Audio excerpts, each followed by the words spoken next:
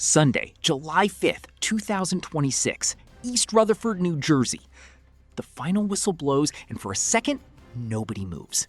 Not the players, not the 80,000 people in the stands, not even the cameras, searching for somewhere else to look. Because what just happened wasn't supposed to happen.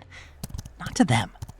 Brazil, 5 World Cups, more football history than any nation on Earth, just eliminated in the round of 16 by a country of 5 million people that hadn't qualified for a World Cup in 28 years.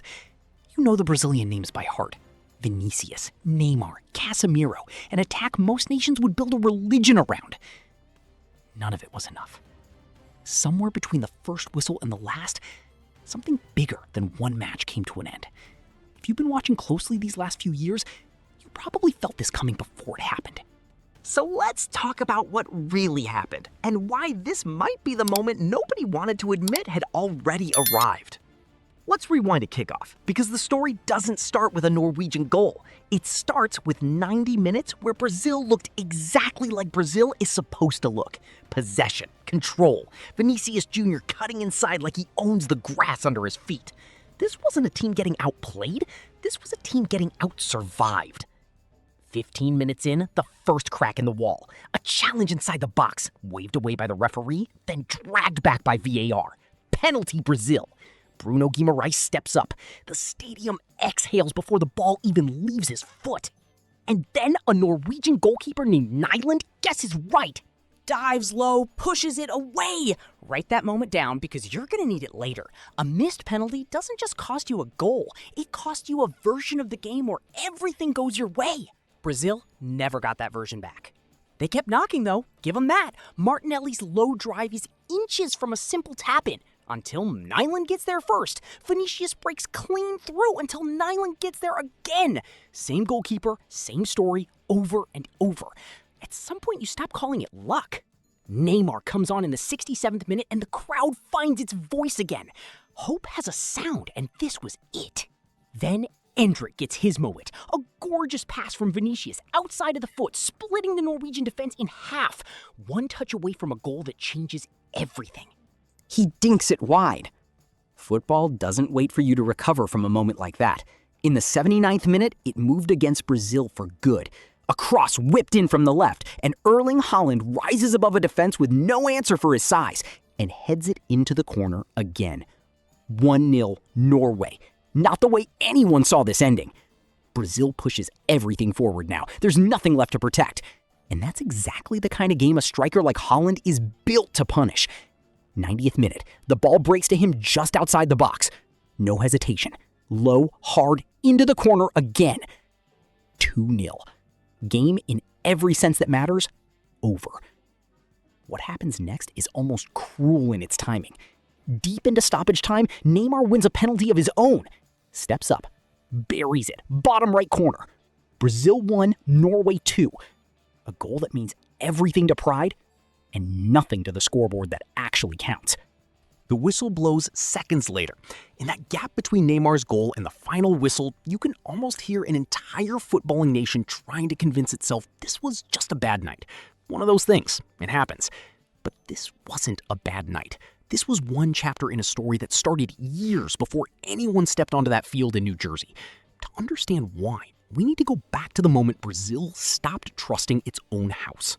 Rewind further, not to July, but to the spring before it. Brazil, coached by one of their own, walks into a World Cup qualifier against Argentina and loses 4-1.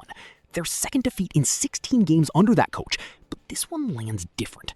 It comes right after a Copa America campaign that ends the way Brazilian football has learned to fear most, on penalties in the quarterfinals, going home early again. Within weeks, the coach is gone, and the man the Brazilian Football Confederation calls next isn't Brazilian at all. His name is Carlo Ancelotti. 5 Champions League titles in every major league in Europe. Simply put, one of the greatest club managers who has ever lived. And in May of 2025, he becomes the first permanent foreign head coach in the history of the Brazilian national team. Not the second, not the third in a long line, the first in over 100 years of Brazilian football. Sit with that for a second, because it matters more than the headline suggests. This is a country that invented a way of playing this game so distinct it earned its own word. Jogo Bonito, the beautiful game. A country that has produced more World Cup winners, more global superstars, more footballing folklore than anyone on Earth. And for the first time in its history, it looked outside its own borders to find someone to lead it home. The Confederation called it a statement of ambition. Ednaldo Rodriguez, the CBF president, said Ancelotti was the greatest coach in history, now leading the greatest national team on the planet. Together, he said, they would write new chapters. But not everyone heard ambition. Emerson Leão, a World Cup winner himself back in 1970, went on television and asked the question a lot of Brazilians are quietly avoiding. All the big clubs are run by foreigners now, he said. Where are the Brazilian coaches? Where is Brazil in all of this? It's a fair question, and it points at something deeper than one hiring decision. Since 2006, more than 80% of Brazil's World Cup squads have been built from players based in Europe. Kids leave Rio and Sao Paulo as teenagers now, chasing academies in Portugal, Spain, France. They grow up under European coaching systems, European tactical cultures, European ideas of what football is supposed to look like. So maybe hiring Ancelotti wasn't really a break from tradition. Maybe it was just Brazil finally admitting out loud what had already been true for almost 2 decades. The players had already left home. The philosophy did too. All that changed in 2025 was that the man on the sideline finally matched the shift that had been happening in silence for years. And on July 5th, 2026, that experiment met its first real test. It didn't survive it. Here's the part that should really worry Brazilian football. This wasn't a bad night. It was the 6th bad night in a row. 2006, Zinedine Zidane and France send Brazil home in the quarterfinals. 2010, the Netherlands do it again. Same stage, Brazil collapsing after leading the game. 2014, on home soil, in front of their own people, Germany does something nobody thought possible. 7-1. A number so absurd, it got its own name in Brazil, the Minorazo. 2018, Belgium ends it in the quarterfinals in Russia. 2022, Croatia does it on penalties in Qatar. And now, 2026, Norway does it in the round of 16. 6 World Cups, 6 eliminations, every single one of them at the hands of a European team. That's not bad luck repeating itself. Bad luck doesn't happen 6 times in 20 years with this kind of consistency. This is a pattern. And patterns like this one aren't caused by any single missed penalty or any one goalkeeper having the game of his life. They're caused by something structural. Something underneath the surface that keeps producing the exact same outcome, no matter who's wearing the armband or standing on the sideline. And this time, the pattern got worse. Not the same kind of painful. A different, deeper kind. Every one of those 5 previous exits happened at the quarterfinal stage or later. This one didn't. Norway ended Brazil's tournament in the round of 16, a full round earlier than any of those previous heartbreaks. You have to go back 36 years, all the way to 1990, to find a Brazilian World Cup campaign that ended this early. 1990. A different Brazil, a different Argentina, a different footballing world entirely. That's how far back you need to reach to find a night this disappointing. And underneath all of it sits a number that says more than any single match ever could. Brazil last lifted a World Cup trophy in 2002. Ronaldo, Rivaldo, Ronaldinho, a team that felt less like a squad and more like a golden generation assembled by destiny itself. 24 years ago. An entire generation of Brazilian children has now grown up never once seeing their country win the tournament that supposedly belongs to them more than anyone else on the planet. They've inherited the reputation, the 5 stars on the jersey, the weight of being called the greatest footballing nation alive. What they haven't inherited is the trophy that reputation was built on. So when people call this a bad night, understand what they're actually doing. They're refusing to look at 24 years of evidence sitting right in front of them, spelling out something much harder to accept than one lost match in New Jersey. Now, let's flip the camera around, because there are 2 teams on that field, and only one of them has been getting all the attention. Norway. 5.4 million people. For context, that's smaller than most single cities in Brazil. Before this tournament, they hadn't set foot in a World Cup in 28 years. An entire generation of Norwegian footballers grew up watching this competition from their living rooms, never once getting to play in it. And here's the detail that turns this whole story upside down. Norway has faced Brazil in football history 5 times. 3 wins, 2 draws, 0 losses. Ever! Not once, across nearly a century of the two countries' crossing paths, has Brazil beaten Norway. The last time they met, in 1998, Norway won again in the group stage of that year's World Cup. So in a strange, quiet way, nothing that happened in New Jersey was actually new. It was a pattern completing itself. A small footballing nation doing to Brazil, one more time, what it has apparently always done. Before this tournament, Norway had never won a single knockout match at a World Cup. Not one in their entire history. This is only the 3rd time in over a century of Norwegian football that the team has reached the round of 16 stage at all. 1938, 1998, and now 2026. They beat Ivory Coast to get here. Then they beat Brazil. 2 knockout wins, back-to-back out of nowhere, from a country that spent almost 3 decades on the outside of the sport's biggest stage watching everyone else play. People are already calling it the biggest result in Norwegian football history, and it's hard to argue with that. But here's what makes it bigger than a football story. Norway's rise runs on 2 names, Erling Haaland and Martin Odegaard. Both products of European academies, both shaped by the same club systems that now develop half the planet's footballing talent, regardless of which passport a player happens to hold. 20 years ago, a nation of 5 million people didn't have access to that kind of infrastructure. The pathway from raw talent to world-class player used to run almost exclusively through a small handful of footballing superpowers. Brazil was one of them, maybe the biggest one of them. That pathway doesn't run through a handful of countries anymore. It runs through academies and coaching systems that any federation with enough vision can plug into, which means the advantage Brazil used to hold, simply by being Brazil, isn't automatic anymore. It has to be earned every single cycle against competition that keeps getting more equipped to take it away. Norway didn't just win a football match on July 5th.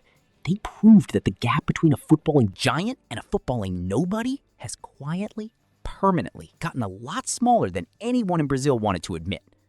So what happens now? Carlo Ancelotti stood in front of the cameras after the final whistle and used a phrase that Brazilian football has heard many times before. A new cycle. Time to rebuild. Time to start again. Here's the uncomfortable part. He'd already signed a contract extension before this tournament even started, running all the way through the 2030 World Cup. Whatever happens next isn't a decision anyone has to make. It's already been made. Ancelotti isn't going anywhere. The real question was never about him. The real question is whether starting again means anything different this time, or whether it's the same phrase Brazilian football has repeated after 2006, after 2010, after that unbearable night in 2014, after 2018, after 2022. 6 new cycles in 20 years, 6 fresh starts, and somehow every single one of them arrives back at the exact same result: a European team waiting at the exit door, right on schedule. That's the part that should actually keep people in Brazil up at night, not the scoreline from July 5th. The fact that this country keeps diagnosing the same wound and keeps prescribing the same medicine, surprised each time it doesn't heal. Emerson Leal's question is still sitting there, unanswered. Where are the Brazilian coaches? But maybe that's not even the real question anymore. Maybe the real question is bigger than one job title. Where is the Brazilian development pipeline that used to produce genius after genius, generation after generation, almost by accident? Where did that machine go, and when exactly did it stop working the way everyone assumed it always would? Ancelotti himself hinted at something like this after the match, admitting there's a bigger problem to face than one lost game. Coming from a man who has coached almost everywhere, that admission carries different weight than it would coming from a Brazilian voice defending its own system. Because here's the uncomfortable truth underneath all of it. Being a footballing giant was never a fixed identity. It was never something Brazil simply owned, the way you own a passport or a birthplace. It was a status this country had to keep earning, tournament after tournament, generation after generation. For decades, Brazil earned it so consistently that people stopped thinking of it as something that could ever be lost. It can be lost. It's being lost, slowly, one European elimination at a time, while everyone keeps calling each individual loss an exception instead of adding them all up into the pattern they've quietly become. Norway didn't create this decline. Norway just happened to be standing there on July 5th when 20 years of it finally caught up in front of a global audience at the worst possible stage in the worst possible way. And that's usually how these stories go. The ending always looks sudden. It almost never actually is. If you've made it this far with me, you're exactly the kind of person this channel is built for. Someone who doesn't just want the score, someone who wants to know why. So if that's you, do me a favor and hit subscribe and come back tomorrow because we're doing this every single day of this World Cup, digging into the stories nobody else is telling. And before we go any further, I want to hear from you. Down in the comments, tell me straight. Do you think this is the end of Brazil's era as football's biggest name? Or is this just a painful chapter inside a story that's still being written? I read every one of these, so don't hold back. All right, back to it, because there's a detail in all of this that almost nobody outside of football's inner circle is talking about, and it changes how you should think about everything we've just covered. Brazil isn't the only giant that went looking outside its own borders for answers. Uruguay, one of the most decorated footballing nations on the continent, is coached right now by an Argentine, Marcelo Bielsa. England, still chasing a trophy that slipped away from them since 1966, hired a German, Thomas Tuchel. 3 proud footballing nations, 3 long championship droughts, 3 foreign coaches sitting in the chair that tradition once demanded belonged to one of their own. That's not a coincidence, that's a signal. The countries most desperate to reclaim their old glory are the same countries no longer confident their own footballing culture can produce the answer by itself. Brazil didn't make an unusual decision when it hired Ancelotti. It made the same decision several proud nations are quietly making at the exact same time for the exact same reason. Which tells you this story is bigger than Brazil. This is what football looks like right now. Everywhere, at the very top. The Giants aren't collapsing, they're just no longer guaranteed anything in a sport that has become more competitive, more global, more evenly distributed than it has ever been in its history. And for Brazil specifically, there's a more personal cost sitting underneath the numbers. Neymar is 34 years old now. This was very likely his last World Cup in a Brazilian shirt. And it ends with him watching most of it from the bench, coming on for the final act of a defeat he couldn't turn around. A career that once carried the hopes of an entire nation closes on a penalty that meant everything and changed nothing. Vinicius Jr., 25, is still building his own story with this national team, still searching for the tournament that finally lives up to what he does every week in a Real Madrid shirt. One era is closing. Another one hasn't figured out yet what it's going to be. And that's exactly where this story needs to land. Sunday night, July 5th, 2026. 2 very different rooms exist at the exact same moment, thousands of miles apart. In Oslo, people are in the streets, a country of 5 million, celebrating a result some of them will tell their grandchildren about. The night Norway beat Brazil. The night the impossible stopped being impossible. In Brazil, the streets are quiet. Not angry, just quiet. The kind of quiet that shows up when a number everyone already knew gets said out loud one more time, and somehow, it still lands like news. 24 years since the last title. 24 years of news cycles that all end up back in the same place. Somewhere in that silence is a kid who has never once seen Brazil lift a World Cup, who has only ever known the reputation, the 5 stars, the highlight reels of players who came before him.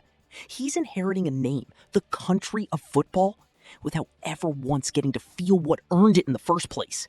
That's the part nobody puts in the headlines. Not the scoreline, not even the 6 European eliminations in a row. Just a generation quietly growing up on the idea of greatness, rather than the memory of it. Erling Haaland didn't do that. Neither did Nyland or a missed penalty or a manager born in Italy sitting in a chair that once belonged only to Brazilians. Those are just the details history picked to make the point. The real story was already written, slowly, one decision at a time, over 24 years. July 5th just happened to be the night it finally got read out loud, in front of the entire world on a field in New Jersey. And here's the detail that closes the loop on everything we've talked about tonight. For the rest of this tournament, Brazil will watch from the outside. From the couch. From the same position Norway occupied for 28 straight years, checking the schedule of a competition they weren't part of. That position isn't reserved for small countries anymore. It's just wherever a team ends up when the version of them that shows up isn't good enough on the day that actually counts. Some titles you're born with. Others you have to keep earning every single time, or watch someone smaller than you decide they want it more. If this one hit you the way it hit me putting it together, do two things for me. Hit follow so you don't miss where this story goes next, and send it to 3 people who still call Brazil the greatest footballing nation on earth without asking themselves when they last checked if that was still true. Tell me honestly, down in the comments, what do you think Brazilian football actually needs to fix this?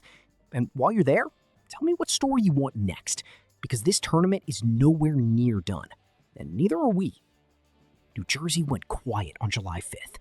The real question is how long Brazil lets it stay that way.